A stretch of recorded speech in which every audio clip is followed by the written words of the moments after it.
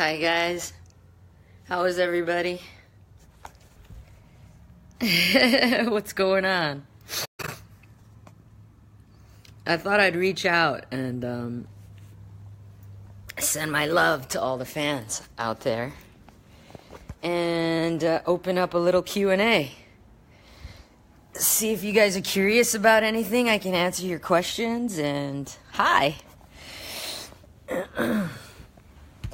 Ow.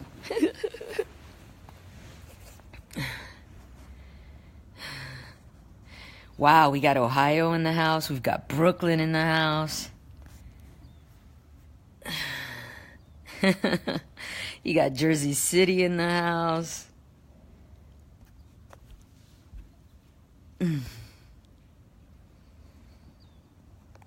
Aw, thanks for having me, guys. Writing a book about your life? That's nice. Brian from Texas. We got San Antonio in the house. We got... Yeah, fastest postponed. There we go into the Letty questions.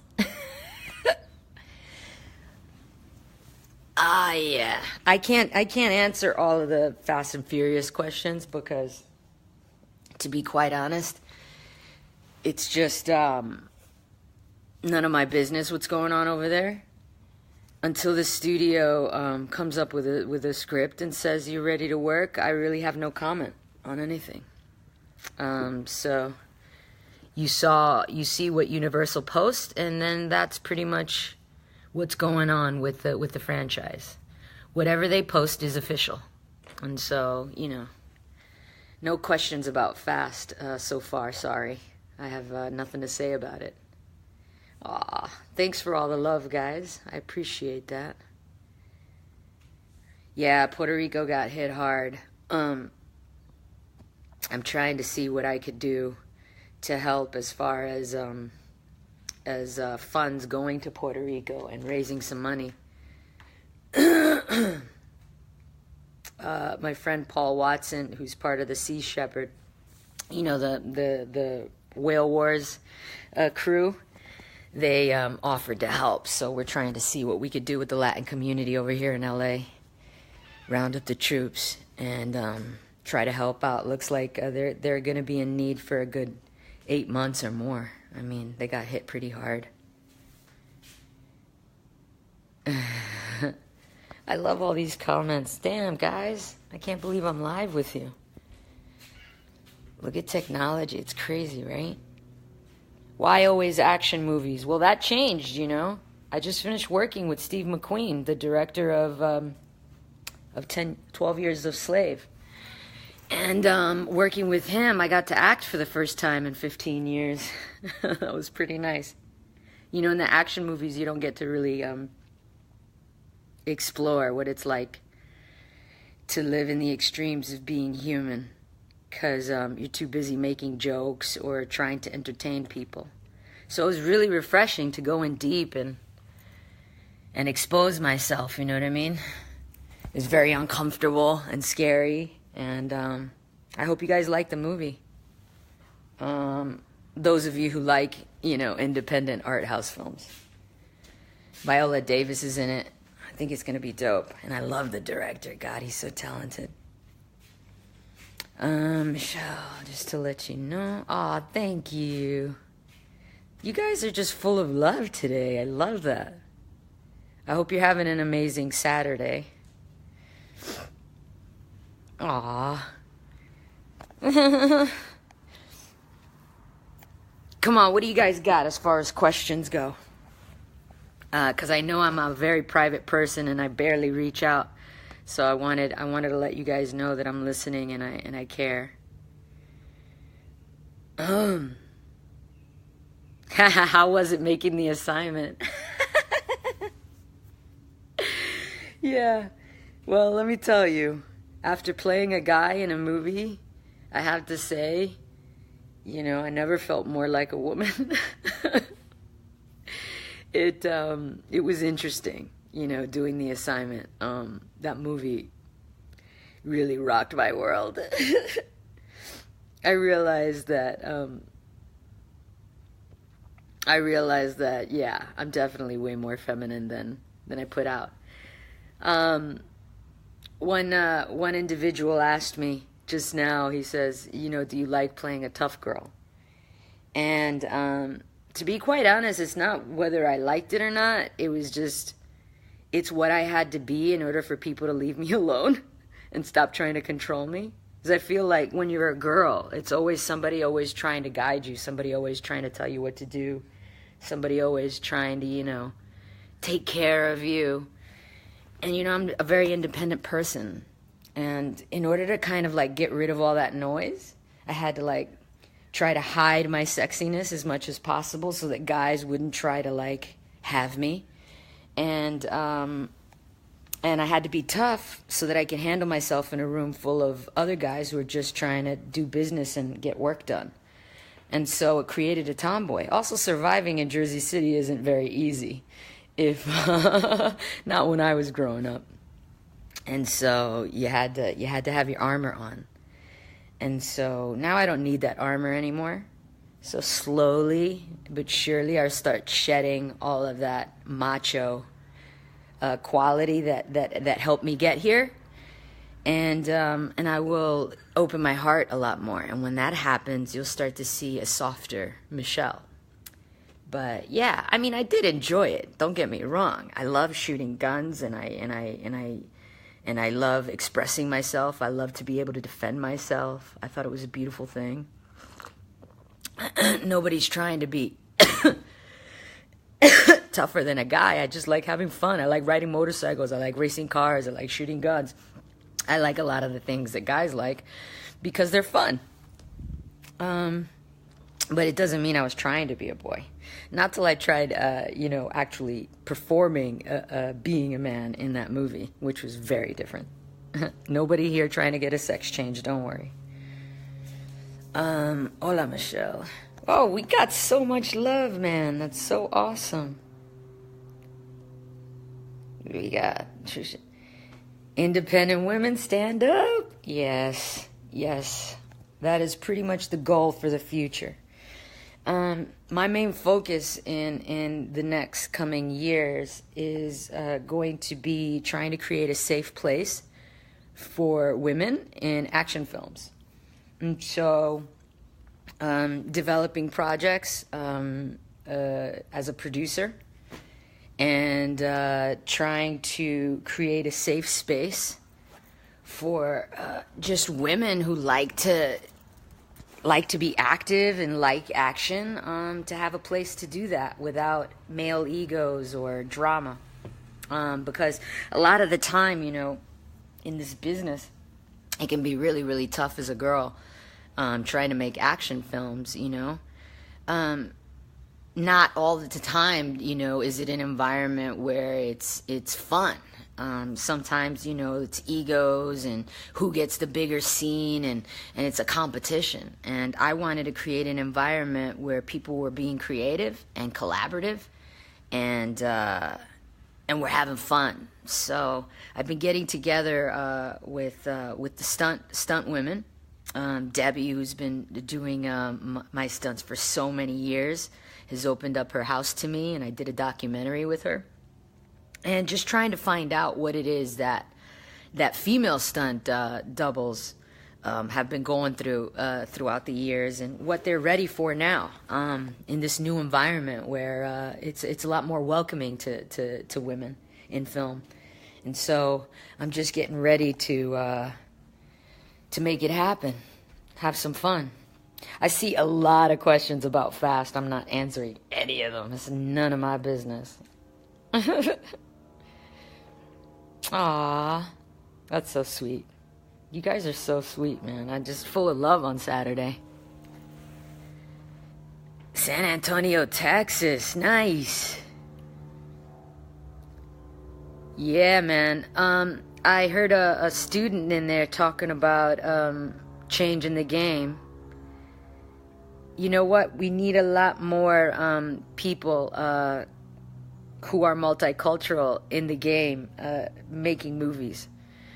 I think that that would help alleviate a lot of the stuff that you may see on the big screen or on television shows that annoys you as a an individual of race. You could get annoyed by the depictions of Spanish people or the African American community in certain cases. But it's getting better. You just got to get out there, get creative, and stop expecting others to do that job. It's if it's of your interest and you've got the talent, get out there and make it happen. Because nobody else is going to do it for you. You got to stop relying on the industry to handle everything and really care. Actually, that's what the big deal is. Nobody cares about a race more than the people of that race themselves. They will represent it the best way possible because they live it, right? So I think that the responsibility is on the individuals, not the industry. Yeah, man. Oh, look at all those hearts, man. I'm so happy. Yeah, you know what? It's exciting and scary, to have to go out there. It's like starting a whole new career.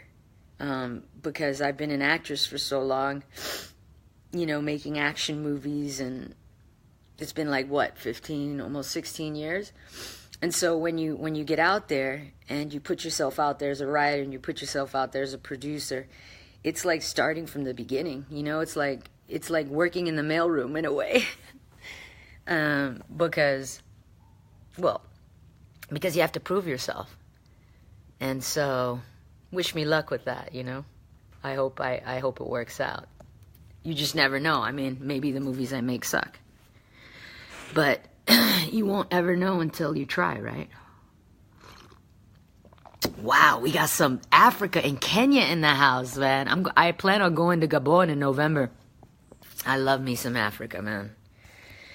I really hope that my kids will get to see wild elephants on safari. They're being killed at a rate that's just ridiculous, man. China just loves their ivory, man. It's so horrible. Even though they banned it, it's still being traded on the black market. Aw, we get some love for women in film from Texas. We got Frankie Ruiz in the house. I'm giving shout-outs now. We got Stacey Harmon. Aw, thank you. That's love from the UK. Gerardo. Lenduimi Le Brésil. Is that France? Yo, man, I love all the love that I'm getting from around the world, man. That's so beautiful. We got Gabriela Trujillo. Phoenix, Arizona. Get some. Christina Yo. Sandoval. Thanks, guys. What are your thoughts on the current state? What? Can I scroll down? What are your thoughts on the current climate in Hollywood? And do you think that politics should stay out of Hollywood? Jason Pettinato. I think that because Hollywood happens to reflect life, right? It's like art reflecting life, right? You can't really avoid the politics because, politics are a part of life. The reason I think that politics annoys people is because a lot of it has to do with multiculturalism, Hollywood feature films penetrating 80% of the market around the world and not having enough multicultural iconography in leadership positions like writers, producers, directors, and actors that are performing lead characters in the storyline. It's the narrative that creates problems with Hollywood. See, when you're able to penetrate different countries with your American English-speaking films, yes, that means you're talented. It means you're good. It means that you and your message can penetrate the culture of many different tribes around the world. That comes with a responsibility. You have many countries that are, not working properly, if you will, and don't have their own film industry and don't have anybody dreaming for them. People, take, I think, Hollywood for granted a lot of the time, but if you look at the power of propaganda, and the history of film, of images, in the history of the world, you'll start to realize the influence and the power that it has had in the past and still does today in many cultures to influence the thoughts and belief systems of the masses.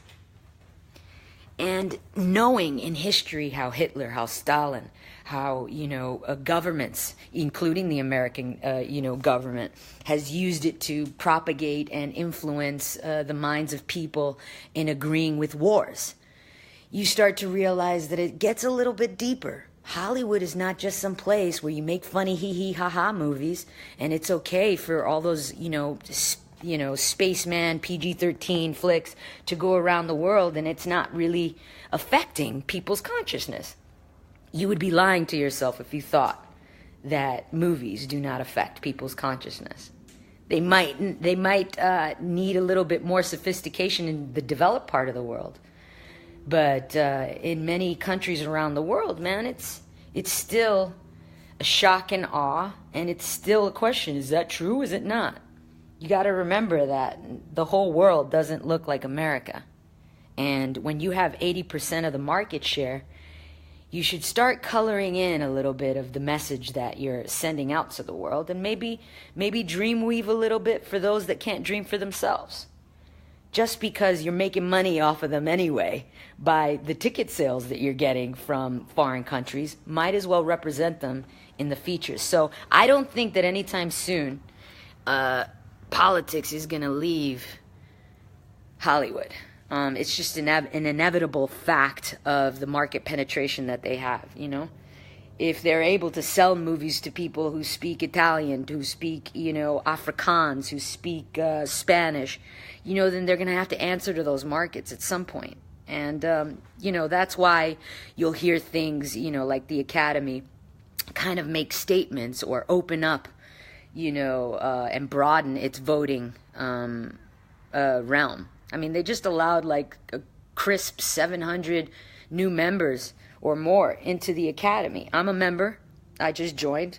That never would have happened. Why would they want me? I'm an action movie star. I guess it's my last name. I'm a Rodriguez. So, by letting in more multicultural people, then, you start becoming a trendsetter by voting and starting to shape the minds of the people who make the movies.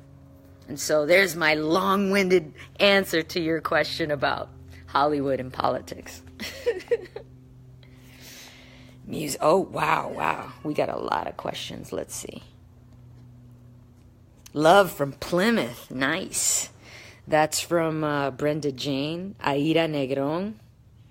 We got Heather Campbell. Right on.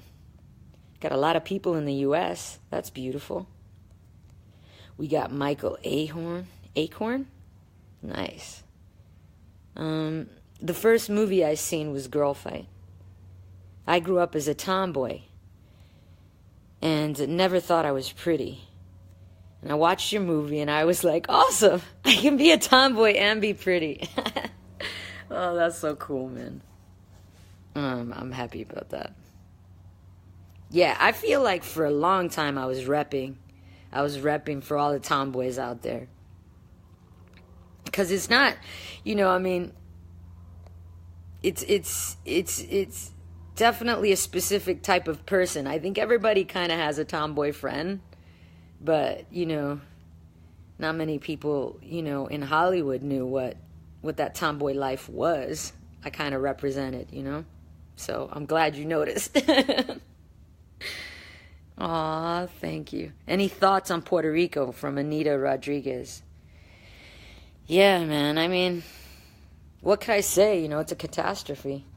And I'm not gonna pretend to make it lighter than what it is. It's horrible. My dad was an independentista. He was one of those individuals, who believed that Puerto Rico should have been separated from the United States.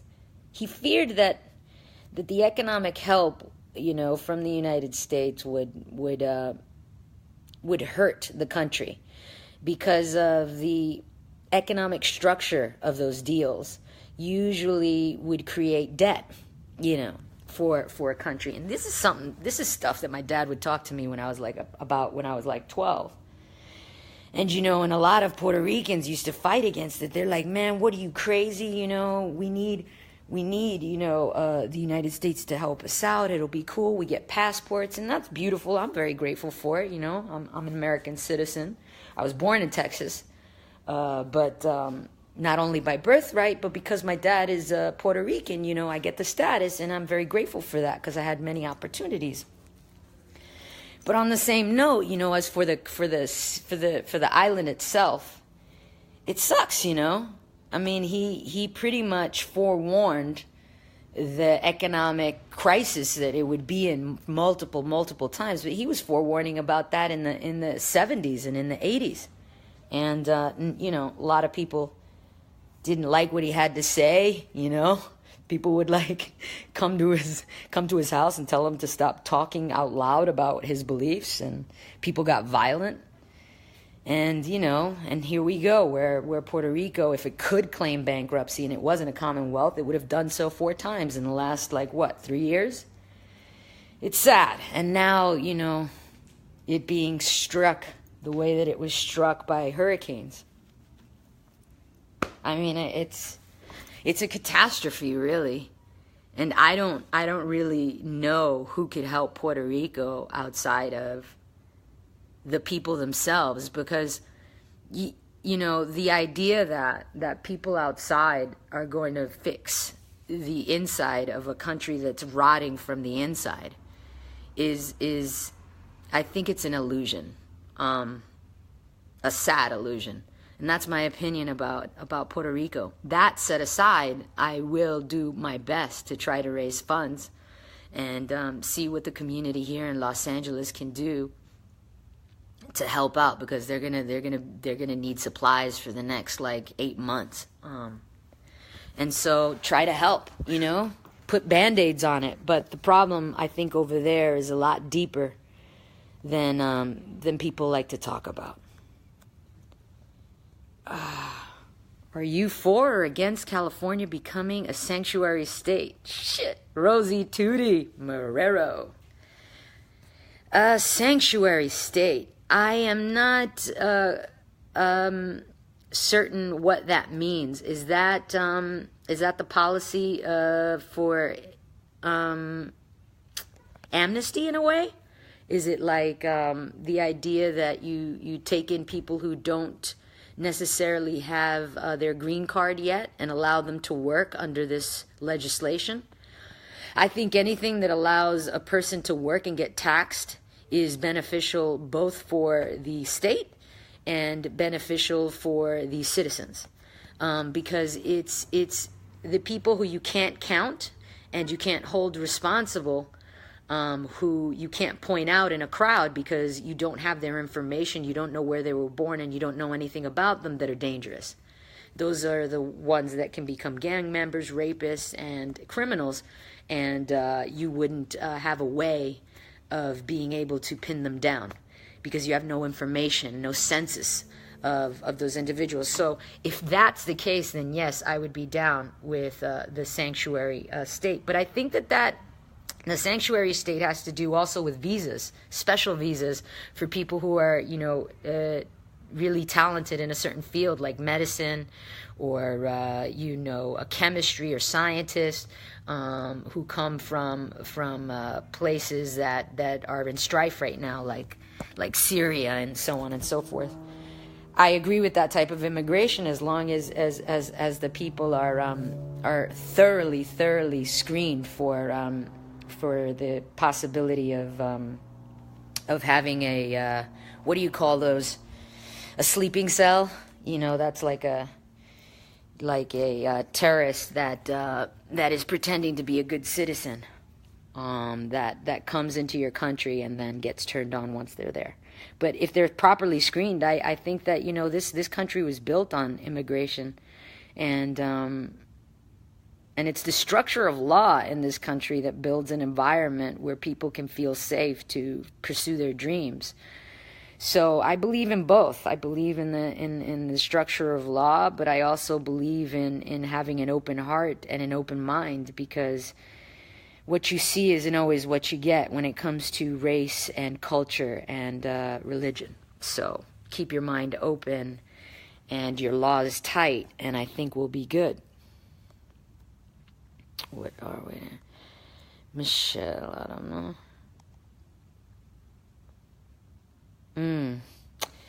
I don't like to take questions about Paul because that is forever an open wound with me.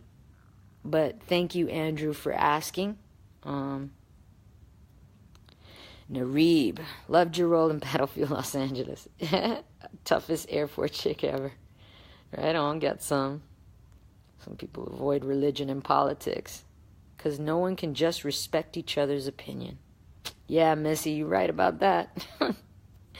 Debbie Diaz, how about Puerto Rico and the emergency of the island? I know, Mama. I'm trying to work out to see what my Puerto Rican constituents here in Los Angeles and Paul Watson, who's offered some help, can do.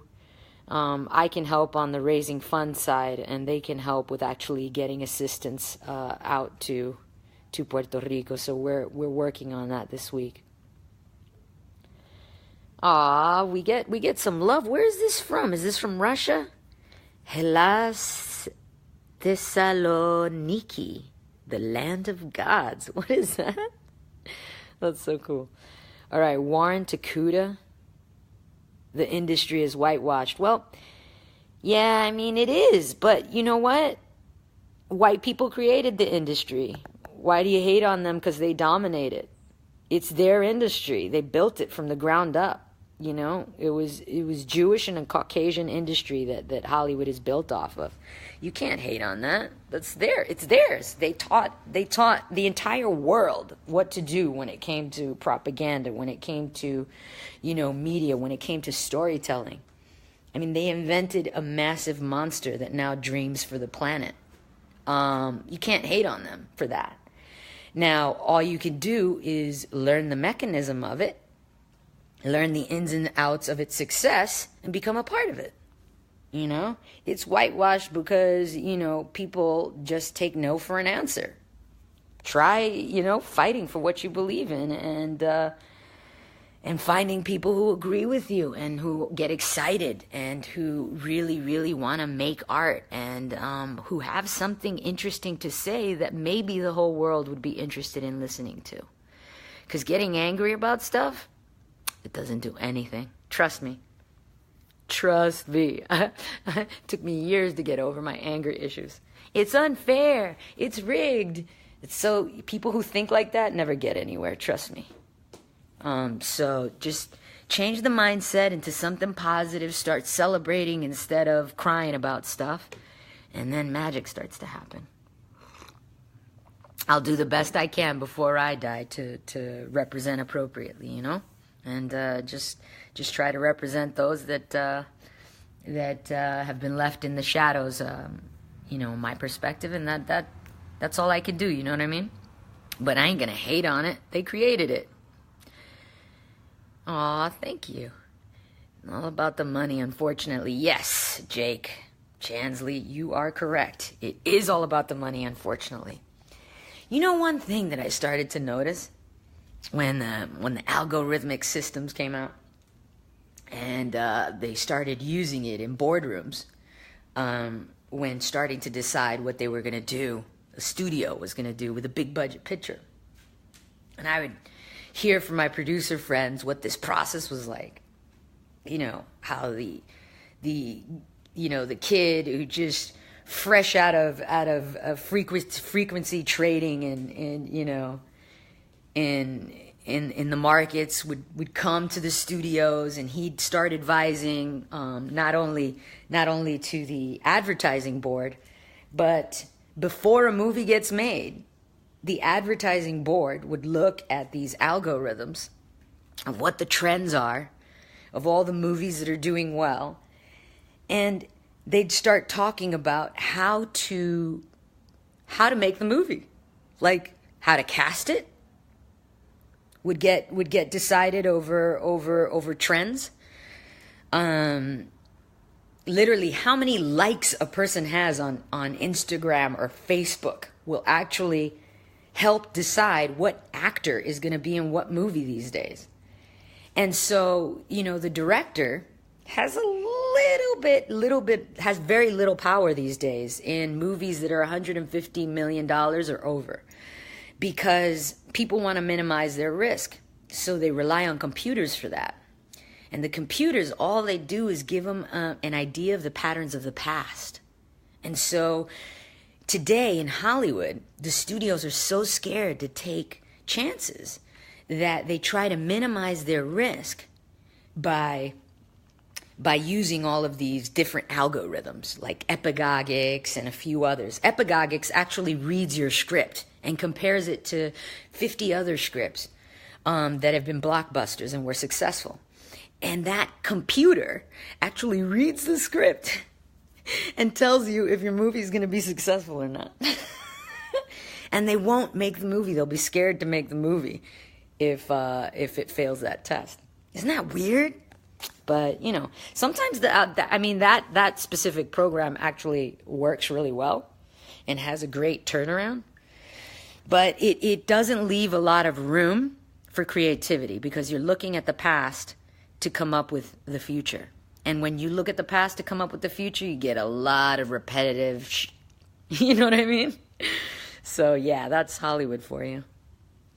I understand everything. Just wanted to let you know I grew up watching you in Resident Evil. Thank you, Vicky. Oh, wow, we got Pavaskar Chaitez. Wow, where are you from, love? Hey, Michelle. Sweet. What questions do we have? Have you thought about directing a movie about your life? I don't think my life is that interesting. Some people would beg to differ, but I'm a very private person. I think if anything was unprivate, it was against my will, and not because I wanted that to happen, but just because it's a product of making movies and being recognized wherever you go. But I like to have my own life to myself, so I hang out in my house a lot. And I'd like to travel a lot to try to avoid crowds. But I always get caught out there. Maybe a movie about my life, I don't think that'd be something I would direct. I'd be more interested in directing action movies that have a lot of that are all female. I'd be interested in working with young women and letting them feel comfortable on a set where they don't have to fight or do anything other than make art and have fun. And so that's what my vision is as a director.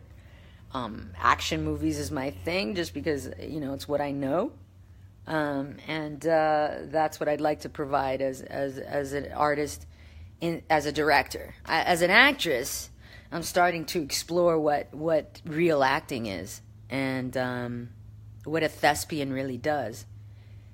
And I like it, I gotta say.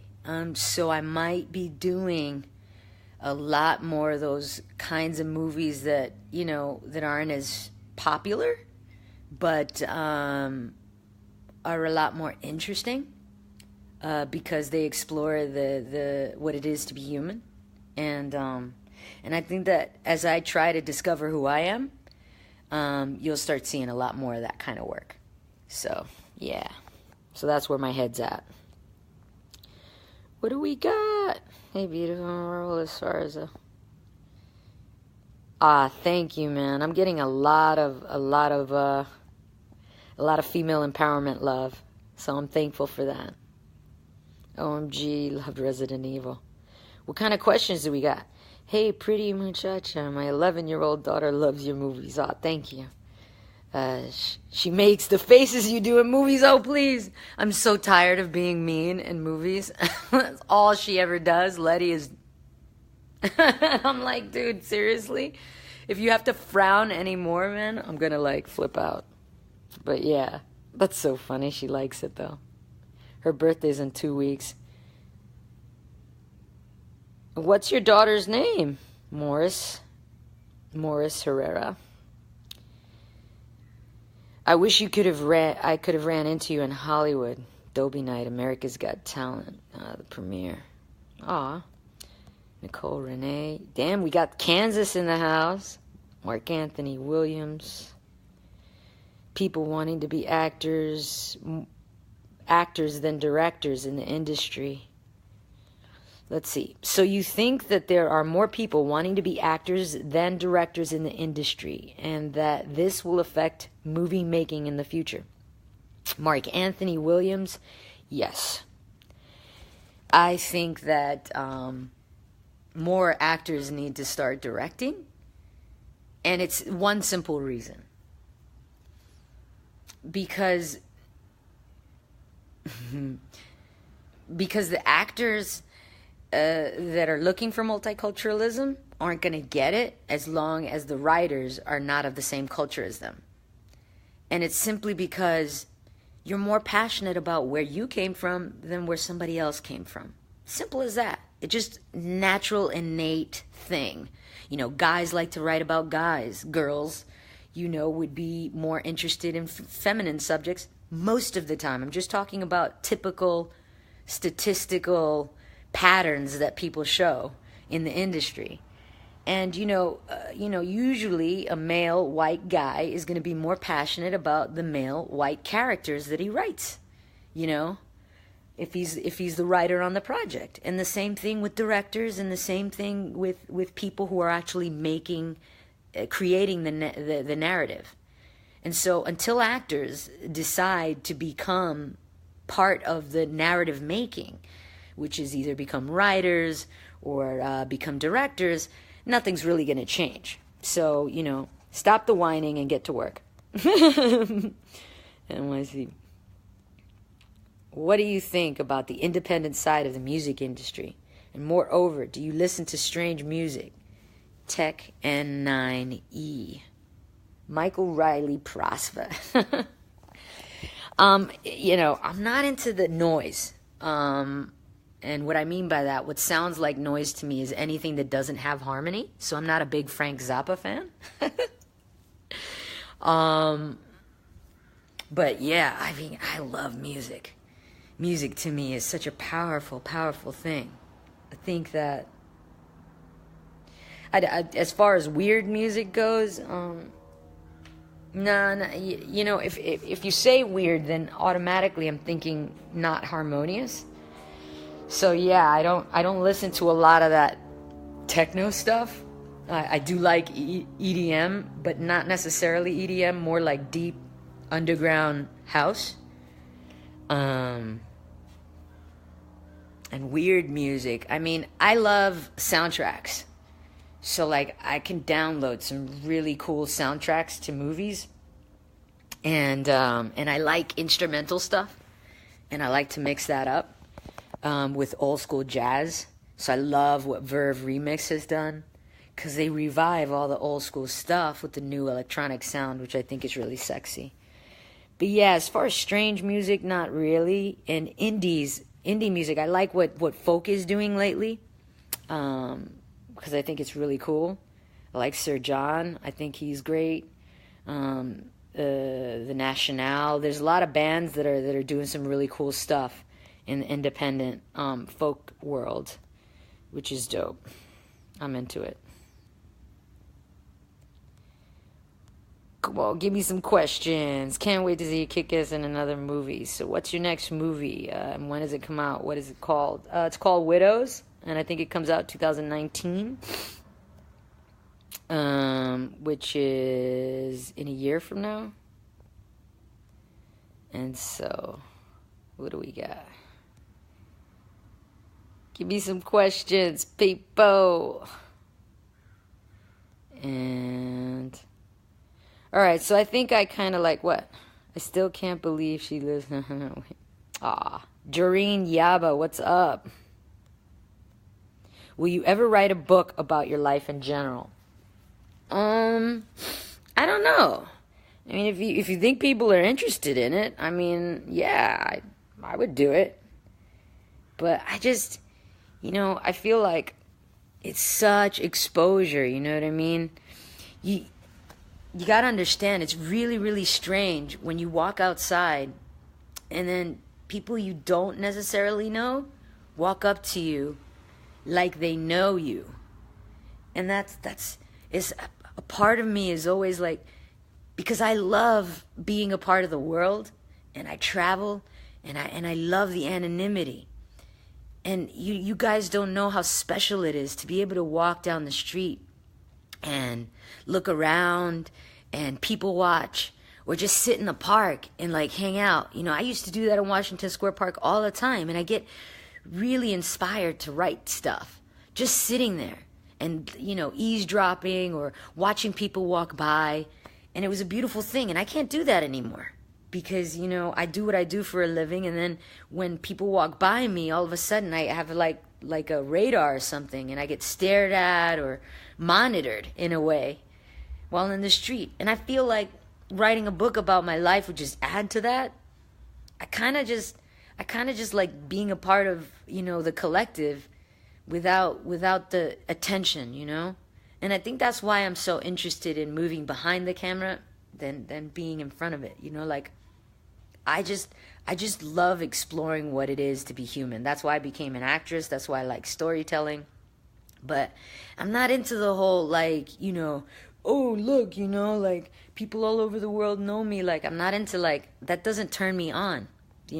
What turns me on is the ability to like tell stories on the big screen. And I feel like writing about my personal journey takes away from that, because I just want to be a vehicle to tell stories, and that's it. You know what I mean? I want to be able to become whatever I have to become to tell that story. And if people know more about me, the person, the girl who grew up here and came from these parents and lived this story here, they're going to think that's who's on the big screen. And who I want them to experience on the big screen is whoever I'm playing at the moment. And so, as far as writing a book about my life, my answer to that is maybe when I retire. Do you feel a responsibility to choose the right role and the right film, since you want to represent a strong, independent woman? And how do you choose those roles? I did for a very long time, Lizzie Hoyle. For a long time, I felt pressure because there weren't a lot of Latin women, I thought, that were doing something different for the woman. So I felt more of a pressure of a woman than a Latin woman. It was just added on to because I happened to have a last name Rodriguez, and I have a Latin background. So I felt the pressure of, I can't be a slut.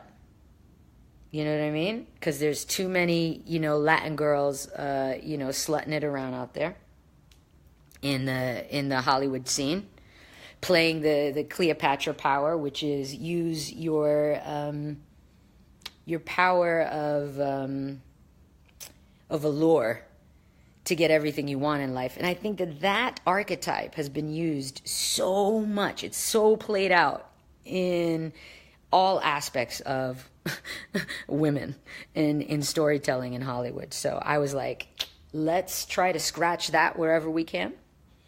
Another prerequisite to do a movie was, all right, if she is independent and she is free, then usually she gets killed off. So that's always been a big, argument with storytellers, directors, and throughout the years. conversations have had to be had, because it's almost like a male writer doesn't know what to do if a girl's like independent, doesn't have a boyfriend, has her own thing, does her own thing in the story. It's like they don't know what to do with her at the end of the story, so they usually just kill her off, because they're used to telling a story with a guy or girl, and then it's just the typical archetypes. I guess their imagination ran dry. And that's why we need more females out there writing scripts. But those are the two things, I think, for the most part, that I usually like pay attention to when reading a script. I also pay attention to the dialogue. If it's too much dialogue for me to fix, I usually just say no. I say no a lot. Eventually, my managers and my agents got an idea of what that meant. And so they're like, okay, does it have nudity? How is the nudity? What is it about? Is it purposeless sex? Absolutely not going to happen. Does the character die right away? Is she just there to compliment the guy? And those three things are the things that she looks for, and the agents look for. And usually you wouldn't believe how many scripts don't pass the test. It's kind of pathetic. That's why, another reason why I'm influenced to start producing and directing myself. Olga. Let me go to the bottom here to see what... Wow. A lot of people showed up. That's so beautiful. We got Phoenix, Arizona in the house. Drop zones are filled with tomboys. What's a drop zone? Jay Holmes, #1 fan, thank you. Baltimore and Cambodia. Jay, from Baltimore to Cambodia, nice. Puerto Rico's such a beautiful place. And there, I'm praying for them daily. Me too, mama. That's from Rachel Freed. Diana German. I like that mix. Why would you feel you weren't pretty? OMG. I've had a lot of people approach me and said I look like you. I feel flattered. Aw, thank you. PR in the house. Yeah. Do you still have family in Puerto Rico? Yeah, from my father's side. It's rough out there. I got an aunt out there too, who lives in Cataño. My heart broke when you turned into a zombie. Yeah, I know. Oh, it's all good, man. All right, guys, I'm about to head out. I thank you guys so much for showing me love. Elizabeth Patrick from Canada. Girl Fight back in the day. Watched over and over. Girl Fight was a classic, man. That was the first time I actually felt, like... The last time I felt like I was actually performing, like I was actually becoming a character for a movie. And the last time I felt that way was just recently doing Widows. I think I like independent film. There's something about it that, I don't know, makes me feel good. So I might get back to it. I've abandoned it for 15 years to do commercial movies. Can you please show me your bathroom wall? Was that moss? Oh, no, you didn't. You totally caught me out there. Yes, it is moss. You can get one of these walls. It lasts for up to 10 years. And you don't have to give it water, nothing. It's not alive. It's just, dry. That's so funny. I didn't even notice that I walked into my bathroom. You're so funny. I haven't been in the UK for a while, but I got my goddaughter out there, so I gotta go pay her a visit. I can't wait to go. Jason Savage, he's like, look me up when you're in the UK. We got Kansas in the house. We got, Vegas. Jesus. Man, that was just... And what kind of answer do you have to something like that? It's like... You can't even control a human who thinks like that. I mean, I don't agree with stripping away everybody's right to defend themselves because of one insane human being. But man, do we need some serious screening for weapons in this country. I mean, I live in California. My AR-15 is naturally an automatic rifle. But because of the restrictions in California, you have to limit the amount of bullets that can be in a magazine. You have to limit access to that magazine so it's not easy pull out. And you can't have it, it can't be automatic. Like, with the restrictions in California, the Vegas shooting wouldn't have been as easy because he would have had a hard time gaining access. He would have needed a commercial license to gain access to the automatic weapons.